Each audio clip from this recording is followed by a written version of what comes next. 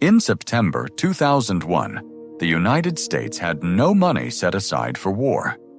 4 weeks later, it was spending $1 billion every single day on military operations. Where did that money come from? It did not exist. It was borrowed. And 25 years later, the interest alone on that borrowed money costs more every year than most countries spend on their entire education systems. Now here is what makes this truly remarkable. This is not unusual. This is not a modern problem. This is not even an American problem. Every single major war fought in the last 5,000 years of human history followed this exact same pattern. The Roman Empire ran out of money fighting its frontier wars and began secretly reducing the silver in its coins to create more currency from less metal, triggering an inflation that helped bring down the greatest civilization the ancient world had ever produced. Medieval kings borrowed from Florentine banking families to fund their wars, defaulted when the money ran out, and watch those banks collapse, taking the life savings of thousands of ordinary people with them. Britain borrowed so heavily to defeat Napoleon that it was still repaying those war debts 200 years after the Battle of Waterloo was fought. And the debt created by the First World War was so economically devastating that it directly produced the hyperinflation, the political collapse, and the mass suffering that gave rise to the Second World War. War has never been paid for with money that existed. It has always been paid for with money borrowed from the future. And the future, without exception, has always been ordinary people. To understand how this system works, we need to go back to ancient Rome, because Rome was the first civilization to demonstrate on a grand scale what happens when military ambition outgrows financial reality. Before every major campaign, Roman commanders made agreements with wealthy citizens who would provide the money needed to raise armies in return for a share of conquered wealth and future tax revenues. In the early centuries, when each conquest produced more wealth than it cost, this arrangement worked brilliantly. But as the empire matured, the easy victories gave way to expensive frontier wars, and the cost of maintaining the legions kept rising while revenues kept falling. Rome faced the same impossible choice every government has eventually reached, and it responded the way governments always respond when they cannot afford to be honest. It began quietly reducing the silver content of its coins, maintaining their face value while filling them with cheaper metals, manufacturing currency from thin air by diluting the real value of what was already in circulation. Prices rose. Trust in money collapsed. And that collapse, created not by enemy armies, but by the internal financial pressure of sustaining military power on borrowed time, became one of the forces that hollowed Rome out from within. The greatest empire the ancient world had ever produced was not defeated on a battlefield.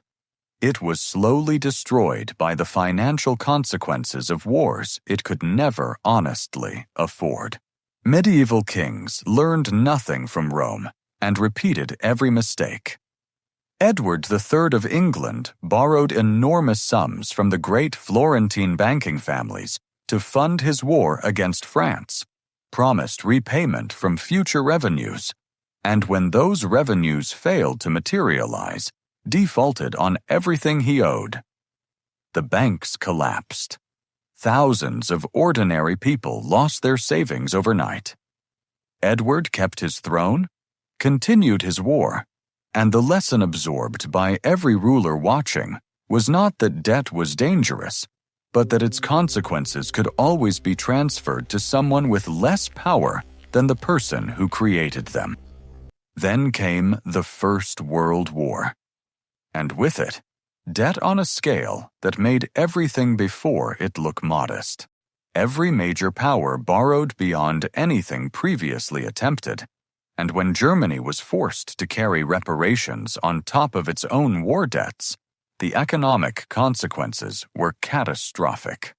By 1923, the German government was printing money at a rate that destroyed the currency entirely. Workers were paid twice a day because prices rose between morning and afternoon. People burned banknotes in their fireplaces because paper money had become cheaper than firewood. The life savings of an entire generation were wiped out in months. And the anger, the humiliation, and the total collapse of trust in money and government created precisely the conditions in which political extremism could take root and flourish. The debt of the First World War did not just burden an economy. It built the road that led directly to the Second World War. The reason this pattern has survived unchanged for 5,000 years comes down to something deeply embedded in political reality. When a government raises taxes to pay honestly for a war, citizens feel the cost immediately. They resist it, and they hold their leaders accountable. When a government borrows instead, the cost disappears into the future, transferred to people who have not yet been born, invisible to those creating it, and painfully real to those who will eventually pay it. The leader who borrows to fight is celebrated. The leader who raises taxes to pay honestly is punished. And so across every political system in every era of recorded history, governments have followed the same incentive without exception. Borrow now, and let the future carry what the present created. The real question this 5,000-year pattern keeps returning to is not whether civilizations can find the money to go to war. History makes clear they always do. The real question is, who pays?